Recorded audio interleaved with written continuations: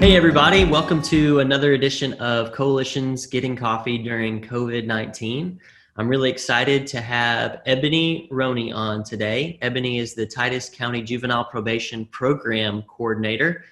Eboney, how are you doing today? I'm doing great. How are you? I'm doing well, thanks for asking.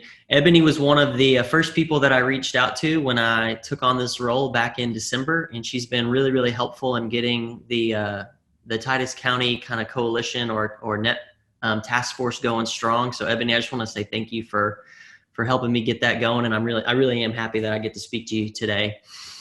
We're going to start some things off with some fun. So this is what I ask everybody. Give me a fun, non-political, controversial opinion that you hold that maybe other people would think is a little weird or strange. It would depend on where they're coming from, but a lot of people I've seen don't agree with me in this. But I have to say that the Dallas Cowboys is the best team out there ever. So a lot of people say that's controversial. Oh man, you are a kindred spirit with me. I also agree that the Dallas Cowboys are the best NFL franchise for sure. I used to live in Indiana for a time, and it wasn't as popular as an opinion up there as it is here. But also at the same time, there really are Dallas Cowboy fans everywhere. So I would see Dallas Cowboy memorabilia or like hats and stuff like that, paraphernalia up there. So I wasn't too alone, but when I wore my stuff, I got a little more crossways looks. And here, though, I have so many people that's like, really like the Cowboys, and I'm like, they're the best. I was Yeah, in a house that you didn't have a choice, though. So exactly. And we do have Houston has grown a little bit, and it's since they got the Texans a decade or so more ago. So I just know that there's people here who are diehard Houston fans, and they'll give you some grief. But there's no doubt that Dallas is way better, for sure. One of mine is that my favorite food of all time, if I was stranded on an island and I could only eat this, it would be fried okra. yeah. So yeah, and honestly, it is a surprisingly strong factor when I'm trying to decide which restaurant to go to, which is why Slim Chickens here has really taken up a notch for me because they have amazing fried okra. At least here in Tyler, there's a couple locations, and it is just so good. So fried okra, my go-to food as a true Southerner. I'm proud of that. I don't know if I would choose that as my last, my only food, but I love me some fried okra. Yep. Eboney, tell me a little bit about your work in the Titus County Juvenile Probation Office. Okay. Well, I've been with the department. June will be 8 years, and I started off just as a regular program probation officer. And basically, that just means when a juvenile is arrested, we have to decide how we're going to dispose of their case, what we're going to do with them. As the program coordinator, I'm over all the programs for the department, so I pretty much keep a regular caseload of first-time offenders. And then I also have a case, or I also see all the other youth that come through the department for programming. We do programs that range from drug education, first referral, truancy prevention or intervention, just making better choices, different things like that. Yeah. What drew you to this line of work? Is there anything in particular that made this an interest for you? Well, you don't think I'm crazy, but when I was really young, like not even old enough to know better, I used to go outside and I love nature. And I would listen to like the birds, the animals, just, being animals. And I wanted to help them. Like I wanted to help them in their environment. And I wanted to understand, like, why are they so chipper? Why are they? So I always wanted to understand what was going on. When I got old enough to realize I couldn't help animals in that manner anyways, I wasn't really interested in the veterinarian stuff. Nah, it wasn't for me. But I started realizing that I really had a heart for teenagers and like those that were lacking. And I don't believe that it's just because they're bad that they make the choices that they make, but more so it was something deeper. And I was always concerned with that and wanting to help them. So that started actually when I was a teenager, just trying to be a friend at that time. But then as I grew older, That's what really drew me into wanting to be. And I mean, I know that the Lord put it on my heart. I feel like that's my calling, but at the same time, I knew it because of the things that I went through or that I seen as a juvenile or as a young adult. Right. That's awesome. I really like hearing that. And, I've been fortunate in this line of work to meet other people like you. There's just lots of people in our coalition that just have this big heart for people. And it really comes out, in your smile and your personality. So I appreciate you sharing that. I wonder, are there any common misconceptions you see that people may have about juvenile probation and maybe some of the kids that you see that you'd like to dispel? One I would say is that everybody that thinks that the juveniles that come through our department or that make, a bad choice and end up in the system are bad kids. I don't agree with that at all. The majority of them are not just bad kids. A lot of them have trauma they've experienced. A lot of them have like mental health issues. They're having a hard time controlling what they're dealing with or what they're going through. So that for sure. Also, when people think of like the juvenile justice system, they think automatic, that's like the prison system. It's nothing like the adult system. We're not about trying to punish kids. We're actually here to try to rehabilitate, try to help them. Since I've been being at stay at home, I've been doing a lot of research, and I actually found somebody who said it's not rehabilitation, it's habilitation, because they never knew, they never were there before. So helping them get to the point where they know how to make smarter choices. They know how to stop and think before making decisions. So habilitation is what I try to strive for in the department rather than actually punishment. That's not what the state of Texas juvenile justice system is about. That's great. That's really encouraging to hear. And I really appreciate that. I wonder, I'm no expert in this. I've just tinkered with it a little bit, but I wonder if our criminal justice system for adults could adopt a little bit more of that mentality, what it might look like. I want to shift the conversation to substance abuse in particular. That's what our coalition focuses on, and you've been a part of the coalition for a while. I just wonder where your passion for youth substance abuse prevention comes from. So I think it's important to be honest. I did not like the substance abuse part of my job at first.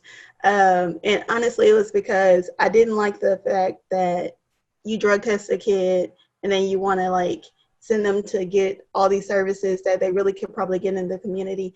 But I found out that's not how it works anyways. But the substance abuse part, I didn't learning about the different drugs that are out there and stuff. That never was interesting to me until I realized how much of a part it plays in the youth that we work with, whether it's marijuana use, alcohol use, or even pills and harder drugs.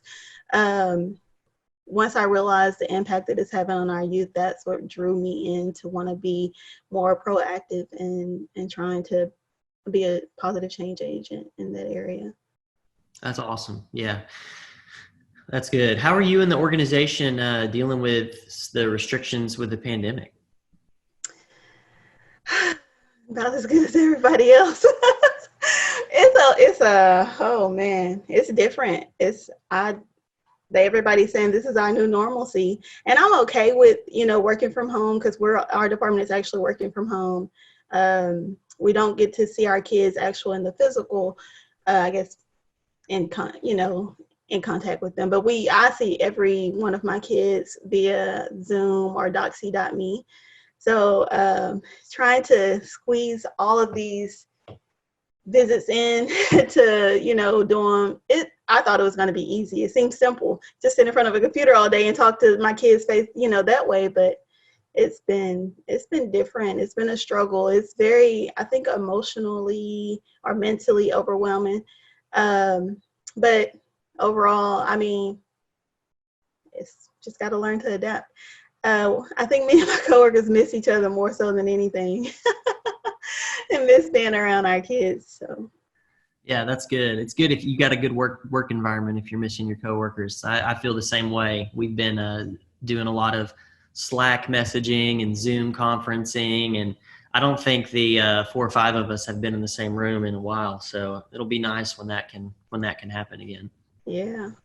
There's no question the pandemic is tough, and you've kind of shared some of the difficulties with that. But I kind of wonder if you've noticed anything positive, if there's some kind of positive takeaway that you've gained from the restrictions and all that, maybe something we can take into the future once all these restrictions are lifted. Well, for one, I would say being at home allowed me to really get things done. And I say that because I actually finished my master's program last week, so I'm excited. Uh, but as far as like, work environment, I feel like for me personally, it gave me, like I said, a lot of opportunity to really just take a deeper look at what we're doing and how we can do it better. As being in the office, you have some flexibility in our office anyways, but you also have a lot of people coming in and out, phones ringing and stuff like that. But being able to work from home has given me an opportunity to really just kind of stop and take a step back and look and see what I can do better. And I feel like that when I go back to the office, it's going to be Program Center 2.0. Yeah. Excited. I'm really ready to bring some new stuff to the department. And That's awesome. Hey, congratulations on wrapping up your master's. That's a feat right there. You should be proud, and I'm glad that the extra time has given you a chance to kind of clean up some personal matters. That's really cool. What are you most looking forward to when life returns to normal? just being around people. Uh, my daughter, she don't get to go anywhere really outside of my house and my mom's house. We don't get to do a lot. So being around people, being around my coworkers, I don't know. We got a really close like family unit at our office, and I'm looking forward to just being able to walk into their office and be like, "What's up? What you doing? What's going on?" And having that small talk. It's different, and being at home and talking over the phone is not the same. So I think that social contact is what I'm looking forward to the most. Yeah. Yeah, one thing that just came to my mind is just going shopping or something, being in a public place and not feeling like you have to like maneuver around people. And like I have had absolutely no symptoms whatsoever, but I do have allergies and I sneeze like semi-regularly. And I hate sneezing and feeling like I'm going to get someone sick. I know I'm not. Well, I guess I don't know, but I assume I'm not. And getting the weird looks when you sneeze. And I do the elbow thing and all of that. But I'm ready for like just being around other people and it not being like, you're a threat to me. So for sure that would be, I'm looking forward to that. All right, let's wrap it up, Ebony. What is in your coffee mug if you've got one with you, and what is your go-to morning drink? All right, I actually got 2 cups in front of me, and this one is, I don't know if you can see it. Don't worry, we've got your back. Yes. Actually from Grayson County Juvenile Probation or Juvenile Services, and it's water because I don't really do coffee too much. Now, when I was nervous about Corona and getting sick, I started drinking coffee because they said drink something warm if your throat's kind of bothering you. And I'm like, oh gosh, I got Corona, let me drink something. So I was doing that. But water is typically what I drink in the morning. But when I have time, also my frappe from Joe's. It's a caramel mocha frappe with extra caramel and extra mocha. Ooh, is it really sweet? Oh yes, it's delicious. It's a drink that I go to when I'm like, oh, today seems like it's going to be a long day or something, and it's like cheers me up. Exactly. Well, that's awesome. I've shown my mug in a couple of these interviews. This is just one of those cool little ceramic mugs that I've got some coffee in. It's just a brew from home at Starbucks that I just put in the pot this morning. So, I'm kind of the opposite from you. I very much like coffee and I don't like it all that sweet. So this is just black. It's the way I like it. It's my favorite to drink it black if you've got something sweet with it, like a cinnamon roll or I don't know, like a bagel with some cream cheese on it, something that's got some sugar in it. I feel like that's what hits the spot for me. Wow. Yeah, I thought we were like so much of the same. When you said that, it kind of like threw me way off. We were grooving there for a while with the Cowboys love and the fried okra, but yeah, I guess the coffee is a little different. Ebony, thanks for taking some time out of your day. I know you've got a lot of meetings and things like that, so I do appreciate the time. I wish you well, and we'll meet each other. We'll meet again in person soon, hopefully. Yes, sir. Thank you. All right. See you later. Have a good one. Bye.